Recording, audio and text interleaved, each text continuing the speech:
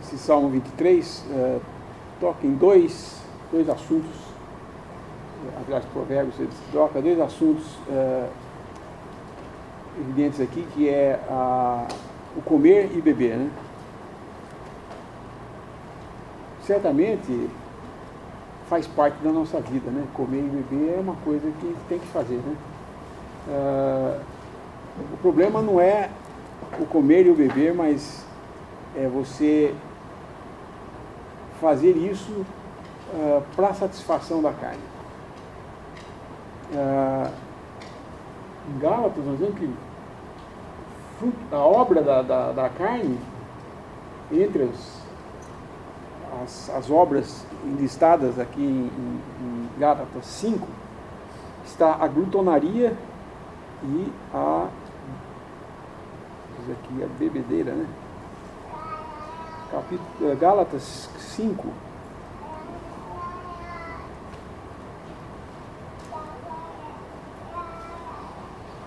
Bebedices e glutonarias, versículo 21. Essa lista não é a lista completa das obras da carne, mas são, versículo 19, porque as obras da carne são manifestas, as quais são prostituição, impureza, lascívia, idolatria, feitiçarias, inimizades, porfias, emulações, iras, pelejas, dissensões, heresias, invejas, homicídios, bebedices, glutonarias, e coisas semelhantes a estas, acerca das quais vos declaro, como já antes vos disse, que os que cometem tais coisas não herdarão o reino de Deus. O problema é a carne obra essas coisas, é obra da carne. No Espírito, nós vemos que não existe a obra do Espírito, o que existe aqui é frutos do Espírito. Versículo 22, o fruto do Espírito é caridade, gozo, paz, longanimidade, benignidade, bondade, fé, mansidão, temperança. E a glutonaria e a bebedice, ela se encaixa aqui na falta de temperança, ou de controle próprio. O problema não é o comer ou o beber, mas o fazer isso sem controle ou para simples satisfação da carne. Se empanturrar de comida, comer sem limites, ou ficar olhando para a cor do vinho quando ele está caindo e não parar de tomar mais. Essas coisas são obras que levam você a coisas piores, porque daí você começa a ficar mais, que mostra claramente nesses provérbios, né? Você fica mais preguiçoso, você só quer saber de fazer isso, você se dedica quase que a tudo isso, e você passa a viver uma vida em função dessas coisas. E nós, como seres espirituais que somos agora, podemos comer, podemos beber. Nós vemos claramente Paulo falando a Timóteo para não beber só água, mas bebe um pouco de vinho também, por causa de suas constantes enfermidades. Mas quando ele fala isso, ele não está falando embriague-se com vinho, ele está falando tome também um pouco de vinho. E essa palavra que é usada no coisa é em doses medicinais. A quantidade significa doses medicinais. Né? Tomar o vinho como um remédio era para ele. E nós sabemos que se nós nos descontrolarmos, tudo que fizermos de um modo descontrolado, sem moderação, é para satisfação da carne. E isso nós podemos botar tudo que vocês quiserem nessa lista, que eu falei, a lista é bem maior do que essa. Né? E aqui em Provérbios aponta para coisas a respeito de se dar a essas atividades de beber e comer sem moderação, né? Leva a coisas piores. Né? Nós vemos aqui que começa a se desviar e a não controlar aquilo que fala e que faz, age de um modo, quem já viu uma pessoa se embriagar numa festa sabe do que eu estou falando, né? A pessoa fica indesejável, porque ela começa a falar besteira, falar coisa que não precisava falar, começa a ser, às vezes, agressiva, outros fazem, cada um age de um jeito, mas, de um modo geral, a pessoa fica sem controle de si própria. O problema do álcool aí é exatamente isso. Né? Muitas pessoas perguntam, e droga? A Bíblia não fala nada que eu não posso fumar, por exemplo. Por que eu não posso fumar? Não está escrito nada na Bíblia. Bom, também não está escrito não tomarás, cheirarás cocaína, não usarás crack, não está escrito isso, porque nem existia essas coisas. Mas o problema é a temperança, o controle de si próprio. Você está sob controle do seu próprio corpo, não na carne, mas no espírito, você pode estar sob controle. Se você se entregar a esses prazeres da carne, você certamente vai ter obras que o levam a se desviar cada vez mais, a perder a comunhão com Deus e a se sentir cada vez mais afastado de Deus. Não que Deus se afastou de você, mas você se afasta de Deus por isso. Então, são provérbios, outra vez, né, vemos os provérbios, instruções de como viver aqui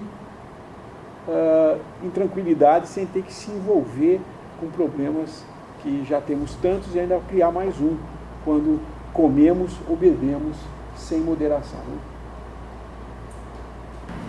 A obra da carne é o oposto do fruto do Espírito. E a obra da carne, fala de obra da carne, porque a obra da carne é rapidinho para se fazer. Faz na hora, você comete na hora. Essa lista aqui você pode cometer todos, você pode matar a pessoa na hora.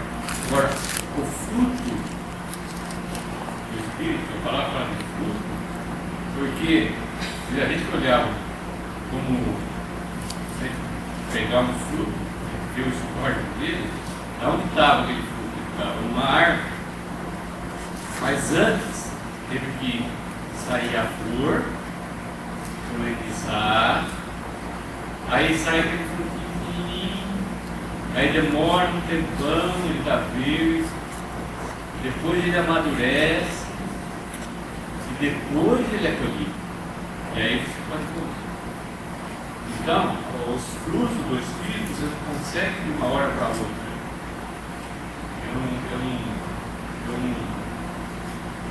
As coisas espirituais, você tem que ser persistente e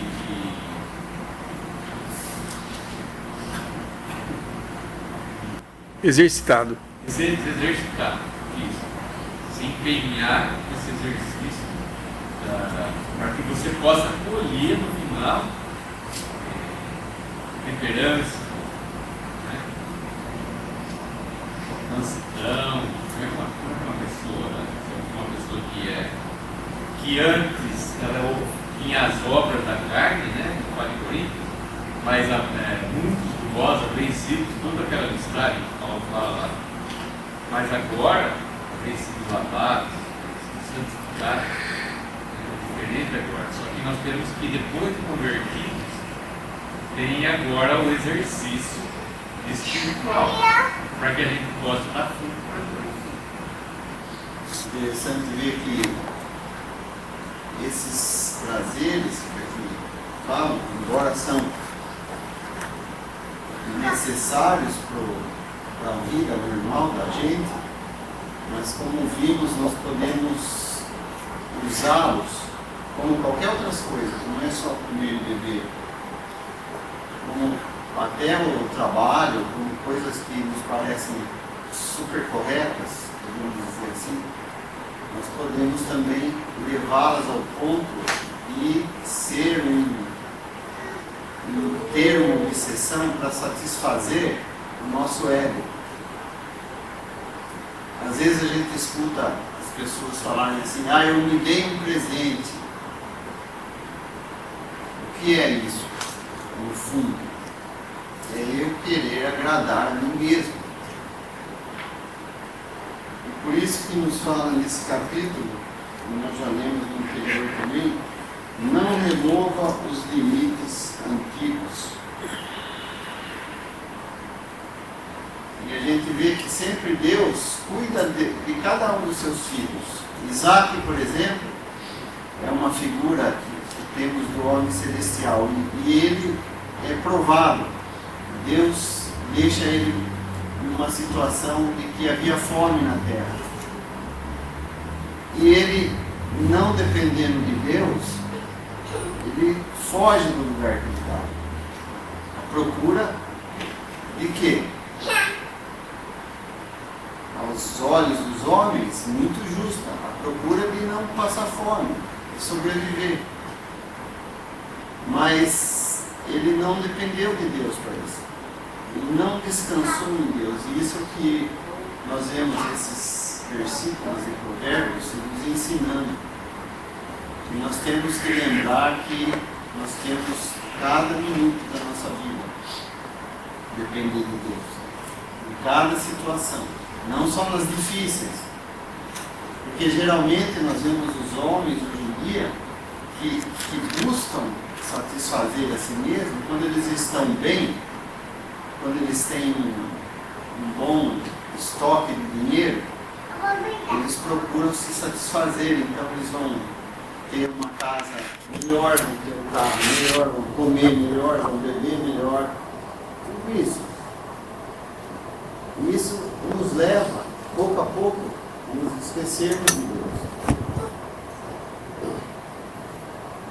E aí Deus às vezes pode, na sua misericórdia, todavia, lançar a mão de nos provar. Para quê? Para que lembremos que dependemos dele. Temos que lembrar então dos marcos, das coisas que os limites dos antigos. E isso aconteceu exatamente com Isaac. Quando ele se afastou, procurando o seu bem-estar, a sua sobrevivência, mas longe da vontade de Deus, ele foi procurar abrigo no lugar onde habitavam os inimigos de Deus, onde eles davam valor para essas coisas e pouco se importavam com Deus. Só que Deus, em misericórdia, permitiu que Isaac fosse e ficasse até bem, se enriquecesse, a ponto de se tornar um motivo de inveja para os filisteus. Mas Deus vai e trata com ele até o ponto que ele volta a abrir os poços que os filisteus tinham fechado, que seu pai Abraão havia aberto.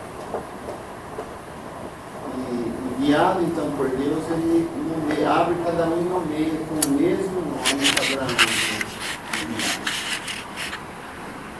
Ou seja, o Espírito o instruía a não remover os limites antigos. E assim Deus faz conosco. Quando nós estamos longe dele, buscando socorro, o auxílio, ou o prazer nas coisas que nos satisfazem aqui fisicamente, Deus toca na gente e fala: ó, filho, você precisa lembrar que você depende de mim, você é meu filho, você é um ser celestial agora. Esse mundo aqui vai passar, tudo vai acabar. Onde você está pondo seu coração? Então Deus tem que, misericordiamente, graças a Deus, Ele tem misericórdia e nos traz de volta. O homem sempre quer mais. Nesse versículo 4. O homem sempre quer mais. Ele não se contenta, ele não quer parar mais. Ele quer ser rico. E nós vemos que o Senhor Jesus diz, até onde o Senhor Jesus chega, né? Que adianta o homem ganhar o mundo inteiro? Precisa se deixar o homem, ele quer ganhar o mundo inteiro. Que adianta o homem ganhar o mundo inteiro e perder a sua alma? Não te afliges, não se exauste para seres ricos. Para quem ficará, né? Como o rico insensato? Para quem vai ficar com isso? E seja inteligente, fala no versículo aqui numa outra versão, seja inteligente o bastante para parares, para se contentar com aquilo que tem. O homem, o coração do homem é desencontrado, ele quer retribuir. E o que ele teve sempre não era o bastante. Então, os crentes, né, ser inteligentes, nós sustentarmos com o que nós temos, não. criando grandes projetos nas nossas vidas, mas se contentando com aquilo que Deus dá, para que nós sobrevivamos aqui, simplesmente, né? Temos o que comer, vestir, se abrigar, estejamos felizes. Fala para Paulo, e as palavras do Senhor Jesus: não ajunteis tesouros na terra, onde a traça e a ferrugem tudo consomem, e onde os ladrões minam e roubam.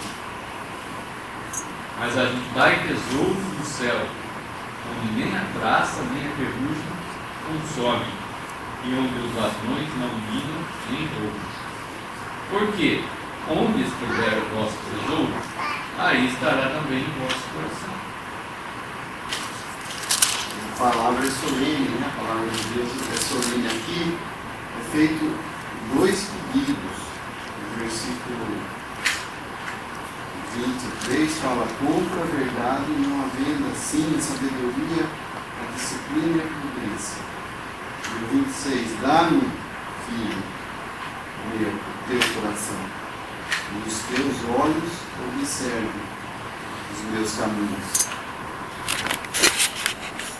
A gente vê um exemplo disso nos evangelhos, em Lucas, aquela parábola do rico e do pobre. O rico se vestia de vestes boas, né? Vestes esplendorosas, e o pobre jazia ali no chão, indo por migalhas. E na hora que eles se movem, vão na presença de Deus, havia uma distância muito grande entre eles. Um estava em sofrimento e pedia, que era o rico, pedia para que ele pudesse voltar e falar para os seus irmãos, para os seus familiares, que ele tinha, onde ele estava, que ele tinha presenciado, para que não fossem lá também, tentassem então, né? Mas aí o Senhor Jesus fala: se eles têm Moisés e os profetas, se eles não ouvirem Moisés e os profetas, nem se morto voltar eles não ouviram.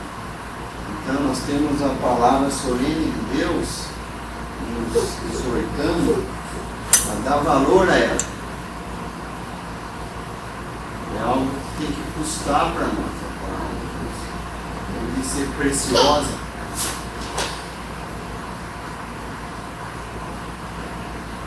E interessante, solene também, Deus, o Deus Criador, rogando para que entreguemos nossos corações a Ele. Esses limites aqui, nós vamos pensar um pouco, meditar um pouco sobre a palavra de Deus. A palavra de Deus nos traz os limites. Nós não estamos mais sujeitos à lei de Moisés, mas ali é um limite para o homem. E a palavra de Deus traz outros limites, exatamente os frutos do Espírito, as obras da carne, o que o homem deve fazer, como o homem deve se comportar, né, na casa de Deus. E tudo tem um limite. E os homens, eles gostam de remover o limite. A palavra de Deus, principalmente, nós vemos que o que é remover o limite que ele está falando aqui? Tem uma propriedade, a cerca está aqui, aquela parte lá do meu vizinho, eu pego, tiro a cerca daqui e ponho para lá. Pego a propriedade dele. Eu não roubo essa propriedade. Mas não muda os limites, né, que Deus colocou, para que você venha a ganhar com isso. Porque você vai perder. Os limites da palavra de Deus valem para quando ela foi escrita, vale para quando Deus fundou a terra, né? Até o dia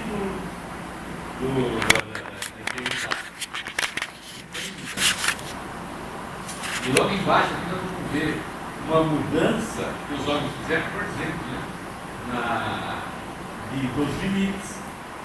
Qual é o limite da palavra de Deus que fala a respeito da disciplina das crianças?